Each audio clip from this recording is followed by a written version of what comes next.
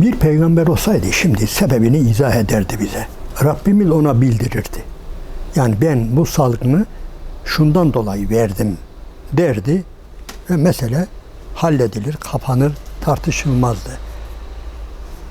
Allah-u Teala'nın bazı adetleri vardır, kanunları vardır. Bunlardan bir kısmı cezalandırmadır. Ama şimdi bizi cezalandırıyor mu? Onu da bilmiyoruz. Çünkü cezalandırmadan da bir takım olumsuzluklar, imtihanlar verdiğini görüyoruz. Hepimiz malum Bakara suresindeki ayeti kerimede وَلَنَبْلُوَنَّكُمْ بِشَيْءٍ مِنَ الْخَوْفِ وَالْجُوءِ وَنَقْصٍ مِنَ الْاَمْوَالِ وَالْاَنْفُسِ وَالسَّمَرَاتِ. Yani andolsun ki biz yani bir takım açlıkla, kıtlıkla, yoklukla, mallardan, canlardan almakla sizi deneyeceğiz ve sabredenleri müjdele.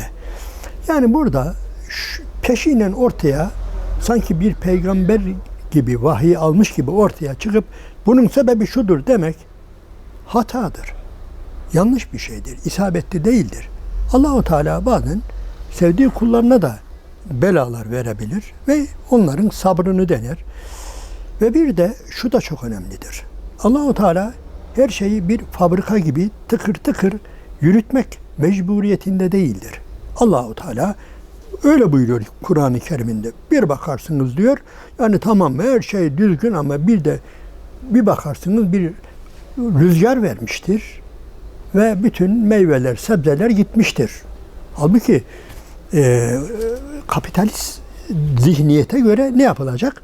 Efendim ektin mi, biçtin mi, tohumunu verdin mi, bakımını yaptın mı verecek. Ne diyor ya? Kim ne de mecbur mu yani Allah-u Teala? Ne yapar? Vermeyebilir de. Onun için biz ne olduğunu bilemiyoruz. Bize düşen görev birincisi sabırdır. Hatta ondan da önce bunu Allah'tan bilmektir. Bu Rabbimizdendir. Bunu bize veren Rabbimizdir ama cezalandırmak için mi vermiştir? İmtihan için mi vermiştir? Onu bilemiyoruz. Hangi sebeple verirse versin biz Allah'a dönmek mecburiyetindeyiz. İster cezalandır, zaten cezalandırıldığımızı bilirsek aman ya Rabbi tevbe diye varacağız. Yok eğer öyle değil de sabır için, sabrımızı denemek için veriyorsa yine Rabbimize yönelip sabredeceğiz. Onun için biz bu konuda fazla kafa yormuyoruz. Yani kafa yorulmasını ve yorum yapılmasını da uygun görmüyoruz. Çünkü isabet etmeyebiliriz.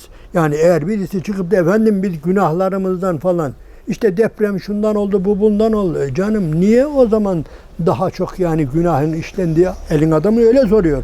Diyor hocam o zaman diyor yani kumarhanenin, çıplaklığın, şunun bunun, uyuşturucunun dünyada en çok olduğu yerler işte şuralar falan niye oralarda olmuyor da falan diye. Onun için biz bilemiyoruz. Allah-u Teala adına da konuşmayalım. Sadece bizim bildiğimiz bu Rabbimizdendir. Ve Rabbimizle karşı Rabbimiz bizi deniyor. Tabii bunu önemli olan sabırla geçiştirmek. Ondan sonra da hele böyle bir süreci değerlendirmek. Şimdi biz eğer birazcık önümüzü görebiliyorsak hemen vakti değerlendiririz. Ben bu kadar vakitte ne yapabilirim? Biraz ölçtük. Nasıl ölçtük? Yetkililer dedi ki, bilim adamları dedi ki bu en azından şu kadar sürer. Yani Mayıs'a da sarkar, Mayıs'ın sonuna da, Haziran'a da falan. Bir de arada Ramazan vardı zaten. Ve bir de biz de bir şeyler ilave edebilirdik bu vakit olarak. Nasıl? Tamam biraz da ben çıkmam dışarı. Yani diyelim ki bana diyor ki yetkililer, arkadaş sen şu kadar vakit içeri kapanacaksın, kimseyle görüşmeyeceksin diyor. Ben ona göre bir program yapmam lazım. Bu çok önemlidir. Aslında daha önce sözü uzatıyoruz ama daha önce birkaç defa yazımda şunu söyledim. Küçük vakitleri değerlendiremeyen bir insan büyüğü değerlendiremez. Nasıl küçük vakit? Diyelim ki bir insan monoton olarak her gün evinden çıkıyor, 5 dakika yürüyor, otobüsü bekliyor, 5 dakikada otobüs bekliyor, 15 dakikada otobüsüne gidiyor. Her gün. Bir de geliyor öyle. Arkadaş, şimdi gittiğin yerde akşama kadar ne yapıyorsun? O ayrı. Onun hesabı ayrı bir o. Fakat bu 5 artı 10 artı 15 dakika. Bu ne yapıyorsun? Hocam ne yapacağım? Ya nasıl ne yapacaksın? Al eline kalemi, ben sana söyleyeyim. 5 dakika sabahleyin durağa gelinceye kadar bilmem şu kadar estağfurullah lazım diyebilirsin. Durakta beklerken 5 dakikada en azından 200-300 defa yani ya kelime-i tevhid okuyabilirsin, hiçbir şey bilmiyorsan, yahut da Peygamber Aleyhisselatü Vesselam'a salatü selam getirebilirsin. Otobüse bindiğinde de yani bir evden çıkarken hazırlı olacaksın. Ben bu 15 dakikada şu 10 sayfayı en azından okurum diye. Ya bir kitap ya bir risale. Yani eğer sen bunu yapamıyorsan, yani küçük ölü vakit dediğin hemen gelir ya otobüs falan, ben varınca bitti. Sen büyük vakti de değerlendiremezsin. Onun için işe küçüğünden başlamak lazım. Böyle düşünüyorum, böyle düşündüm. 3 ayda, en azından 3 ay verdim ben. Bu 3 ayda ne yapılabilir dedim. Bir defa herkesin ayrı derdi olabilir ama Müslümanların ortak derdi vardır. Yani hepimiz bu Kur'an'dan hesaba çekileceğiz. Ve Kur'an'dır bizim her şeyimiz. En azından mevcut ezberlerimizi tekrar etmeliyiz. Eğer zihnimiz açıksa yeni ezberler yapmalıyız. Bu az değil yani. Çünkü artık zırt pırt kapıda çalmayacak, özür dilerim. Yani eve gidip gelin olun, bu az bir fırsat değil. Yani düşünebiliyor musunuz ya, bazen iyi bir şeye yoğunlaşıyoruz. Bir kitaba, bir sureye bir bakıyoruz, kapı çalıyor veya bilmem ne. Ama biz biliyoruz ki evinin de anlaşıyoruz. Sen bana dokunma, ben sana dokunmayayım. Şu kadar vakit. Gerçekten çok müthiş bir olay. Günah olmasın, riya olmasın. Yani bazı şeylerin inşallah riyası olmaz. Yani şöyle riyası olmaz. Yani getirisi götürüsünden fazla olur inşallah. Biraz riya olsa da, çünkü ben denedim. Mesela şunu söyledim bazı dostlarıma, gençlere. Arkadaşlar, şeytan sizi kandırmasın.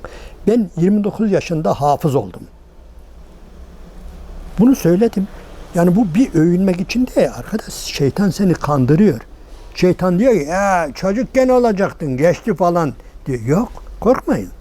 Olur diyorum. Onun için ben bu ilk 3 ayda gerçekten Kur'an-ı Kerim'e ciddi anlamda yoğunlaşmaya çalıştım. Ve şu ana kadar hiç yapmadığım şekilde, yani şunu istiyorum Rabbimden. Yani bir konu geldiği zaman böyle şartele basmış gibi bütün ayetler dökülsün önüme. Gözünün önüne geçsin. Hiçbir ayet eksik kalmadan, benzer ayetler. Bu çok önemlidir. Yani sadece gevezeli gitmek için veya vaaz etmek için değil, düşünebilmek için. Bütün her şey ortada olacak. Eğer ayetlerin, surelerin hepsi gözünüzün önünde değilse yapacağınız tespit yanlış olur. Adam yapmış, yani birkaç ayet-i kerimeyi ezberlemiş veya onlara kafayı takmış. Sorduğum zaman onu okuyor. Ya bir dakika, daha ne kadar ayet var benzer.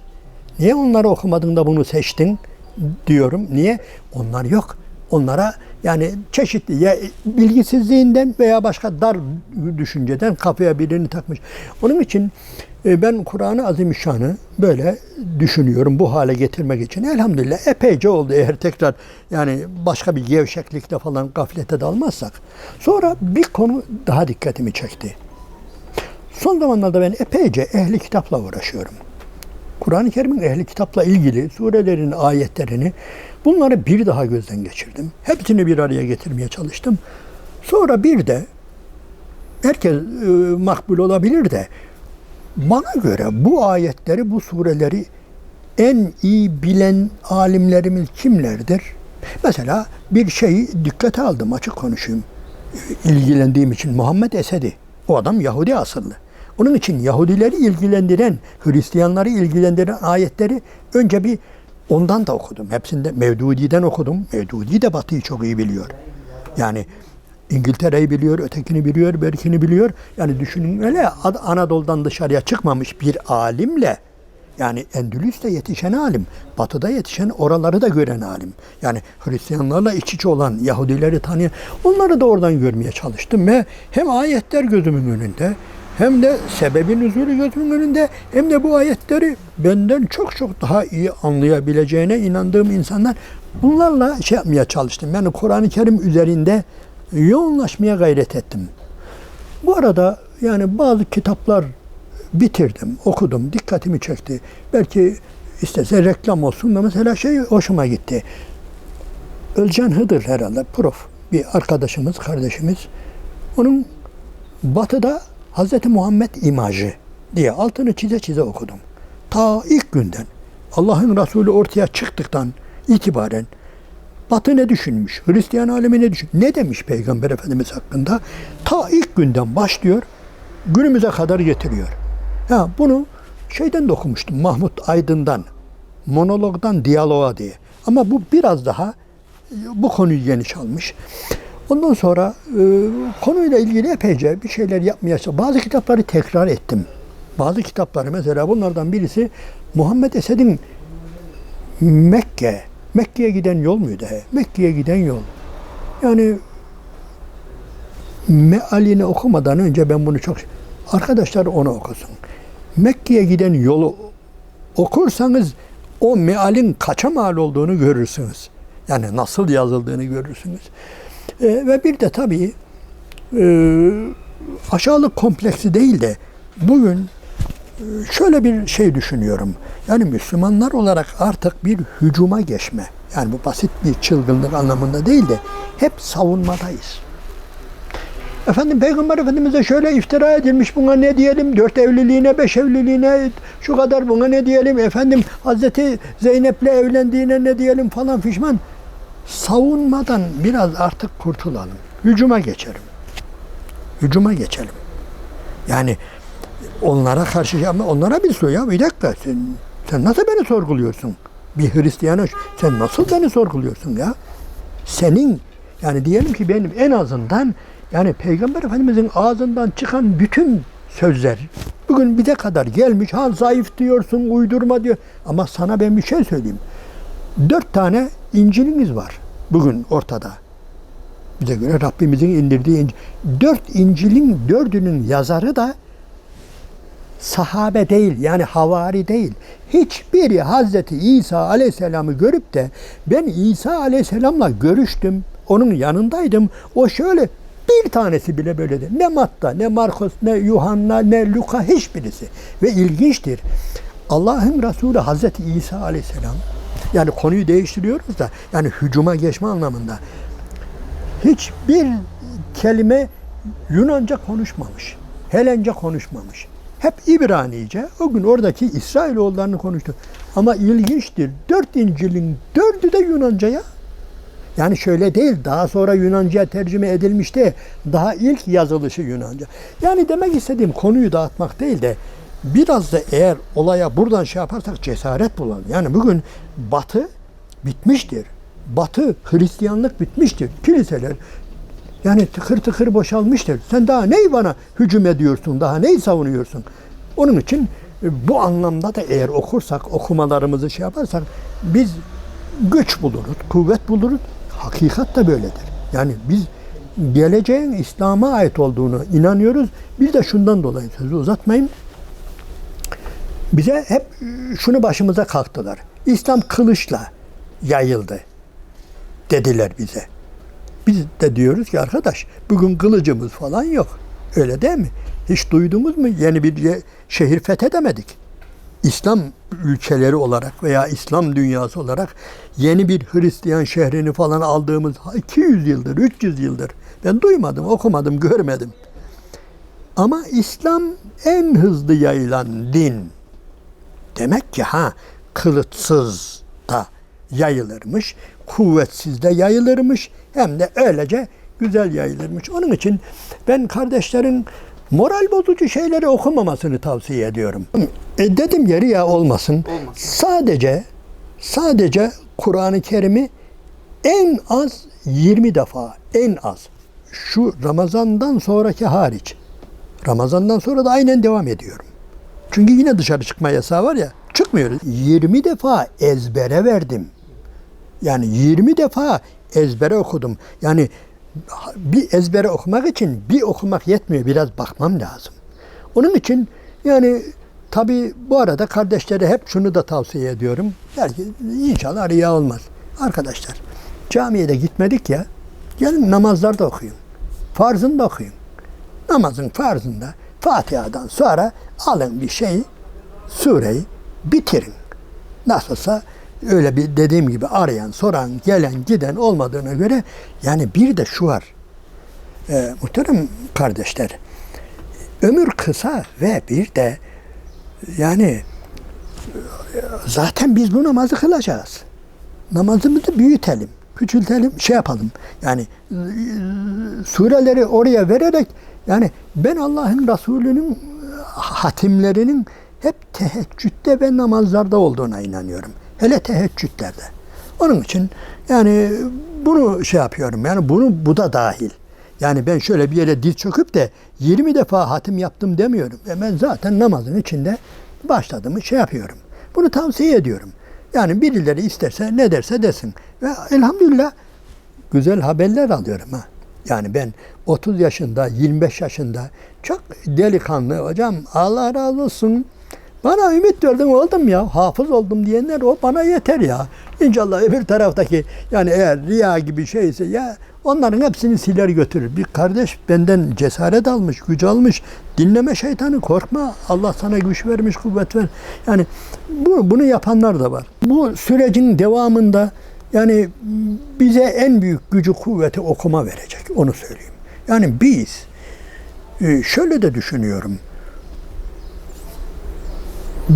Biz var ya Batı'yı teknoloji açıdan yakalayıp onlara gelebilmemiz için bilmiyorum yani birkaç yüzyıl lazım. Yarışı bunun yakasını bırakalım demiyorum. Gider o zaten kendiliğinden lazım oldukça gidiyor. İHA'sıyla, SİHA'sıyla, bilmem nesiyle, yazılımıyla zaten geri kalmıyoruz. Yani mecburuz. Çünkü koşuyoruz. O ayrı bir olay. Ama yani Batı dünyasının veya dünyanın aydınları var ya bize şunu soruyor. Bize siz fazladan ne vereceksiniz? Yani bizde olmayan neyiniz var? Ne? Yani bize öyle bir şey verin ki bizde olmasın. İşte biz bunu çıkaracağız. Biz buna İslam'ın dünya görüşü diyoruz. İslami görüş diyoruz. Yani haktır, adalettir, samimiyettir, vefadır, sıcaklıktır. Yani bu konularda yarışalım biz. Öbür konularda yani geçemeyiz onları. Yani biz onu falan yere gelinceye kadar onlar başka yerlere varır. O ayrı bir olay. Devam edeceğiz zaten. O zaten zaruridir. Bu konuda koşuşturmaya gerek yok. Herkes yani eğer şurada bir iş yeri varsa sen bu iş yerini ayakta tutmak için gezeceksin, göreceksin ya başkaları ne yapıyor öyle değil mi? Bir bakacaksın ya internetten satış var ya şu var, şu kitaplar artık okunmada olmuş şunlar. Bunu takip ediyor zaten zaruri olarak. Önemli olan yani bir yabancı yani veyahut da bu sadece Avrupa değil. Diğer içimizdeki İslam'dan uzak insanlardı. Onları da göz önüne alarak ben bu adama ne verebilirim? Bu adamda ne yok? Bu adamın gözlerinin içi gülmüyor. Bu adam mutsuz. Bu adam evinde huzur yok. Şu kadar maaşı var, şu kadar geliri var ama mutlu değil. Yani her gün bakıyorum telefonda eşiyle tartışıyor falan durmadan bu adam mutsuz. Ben mutlu olmam. Benim gözlerimin içi gülmelidir. Onun için nedir? Bunu rol ile yapamazsın. Böyle basit bir rol çalarak yani böyle mutluluk gösterisi yapamazsın. Mutlu olacaksın. Nasıl? Dünyaya eyvallah etmeyerek, bazı şeyleri görmeyerek, duymayarak, Allah'ın önem verdiği şeylere önem verdiğimiz zaten biz mutluyuz yani. Allahu Teala'nın yoğunlaşın dediği yere yoğunlaştığımız an zaten gözlerimizin içinde ne korona etkiler bizi, ne bilmem bir şey etkiler. Yani öyle yani onun için başkalarında olmayan şeyleri bulup çıkartmalıyız. Ortaya tabii donanmalıyız onlarla. Donanmalıyız. Yani adam demeli ki ya görüyor musun ya bu adam yani maaşında da bir şey yok, gelirinde de bir şey yok, mirasında da bir şey yok ama adam gülüyor ya. Adam yani gözlerinin içi mutlu, problemi yok, yattı mı uyuyor. Yani bu böyle basit değil ya. Bir insanın başını yastığa koyduğu zaman uyuyabilmesi Yani hocam bunu söyle basit bir olay görmeyin. Öyle insanlar var ki yatağın içinde bir o tarafa dönüyor, bir o tarafa dönüyor. Kalk, olmadı kalkıp bir sigara yakıyor. Yani düşün hele. Yani bunlardan kurtuluşun yolunu göstermeliyiz insanlara. Yani niye? Bu da basit şeyleri gündemimize almayarak. Bu basit öyle şey değil yani. Dünyevi şeyleri. Onun için Peygamber aleyhissalatü vesselam ben hayran olduğum dualarından birisi Allahümme la tec'alid dünya ekbara hemmina. Allah'ım bu dünyayı bizim en önemli şeyimiz yapma. Üzerinde en çok yoğunlaştığımız konu dünya olmasın Allah'ım. Ben Allah'ın izniyle bunu başardığımız zaman ben çok şeyler elde edeceğimize inanıyorum.